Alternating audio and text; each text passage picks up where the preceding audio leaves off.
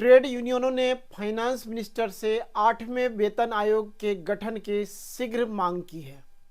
1 फरवरी 2025 को आने वाले यूनियन बजट से 1 करोड़ 20 लाख कर्मचारियों के भविष्य एवं उनके परिवार की आर्थिक स्थिति जुड़ी हुई है।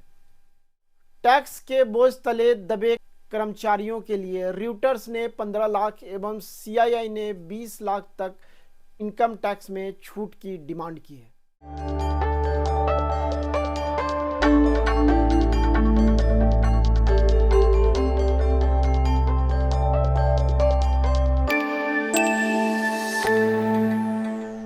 नमस्कार, जय हिंद, जय भारत। डिफेंस रिलेटेड ग्रुप के डिफेंस वेलफेयर न्यूज पे आपका स्वागत है। जैसा कि एक गर्म मुद्दा है 8वें वेतन आयोग के गठन की, देर हो रहा है। कर्मचारी एवं सेवानिवृत्त कर्मचारियों में एक बेचैनी है कि सरकार कितनी जल्दी इसकी घोषणा करे। क्या सरकार 53% जो DA है उसको मर्ज करेगी और क्या परफॉर्मेंस बेस इंक्रीमेंट पॉलिसी पे सरकार विचार करेगी। अब हम बात करते हैं प्रमुख समाचार पत्रों के हवाले से जो खबर निकल के आई है। द हिंदू 6 जनवरी 2025 की न्यूज है। Announce 8 pay commission soon, trade union tells finance minister. Trade unions ने फाइनेंस मिनिस्टर से अर्ज किया है कि 8वें पे कमीशन का गठन जल्द से जल्द करें। 10 trade unions, CTUs in the opposition camp and the Sangh Parivar backed by Bharatiya Mazdoor Sangh have demanded the central constitution constitute the 8th pay commission immediately. The trade unions made the demand at a pre-budget discussion with Union Finance Minister Nirmala Sitharaman here on Monday. Monday को जो 10 trade unions की finance minister Nirmala Sitharaman ji के साथ बैठक हुई, उसमें demand किया गया कि 8वें वेतन आयोग के गठन को जल्द से जल्द मंजूरी दी जाए, ताकि जो कर्मचारी हैं, पेंशन धारक हैं, उनमें जो निराशा बढ़ती जा रही है, जो डिले हो रहा है पे कमीशन के गठन पे, वो आगे और न हो। अब हम बात करते हैं oneindia.com। 8th पे commission central government employees set for massive basic पे हाइक। इसमें अधिकांश कर्मचारियों ने डिमांड की है कि पे कमीशन की जो हाइक हो, ज़्यादा से ज़्यादा हो, फिटमेंट फैक्टर ज़्यादा हो, टैक्स में एग्जम्पशन जो लिमिट है उसको कम से कम डबल किया जाए। लोगों के एक्सपेक्टेशन का मुख्य कारण है कि भारत की इकोनॉमी बढ़ रही है, इन्फ्लेशन रेट हायर साइड है और जो cost of living day by day बढ़ रही है, जिसके कारण पे कमीशन की जो मांग है वो जायज़ है। अब हम बात करते हैं फाइनेंशियल एक्सप्रेस के हवाले से खबर। बजट 2025।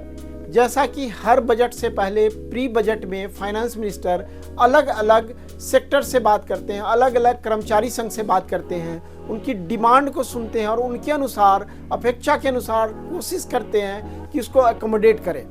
सरकार की चुप्पी को देखते हुए ट्रेड यूनियंस ने सरकार से मांग की कि 50 लाख से ज़्यादा जो केंद्रीय कर्मचारी हैं और 67 लाख से ज़्यादा जो पेंशन धारक हैं, उनकी जो डिमांड है और जो डिले हो रही है उसको जल्द से जल्द सरकार अपनी चुप्पी तोड़ के बताए और 8वें वेतन आयोग को यूनियन बजट 2025-26 में गठन की घोषणा करे।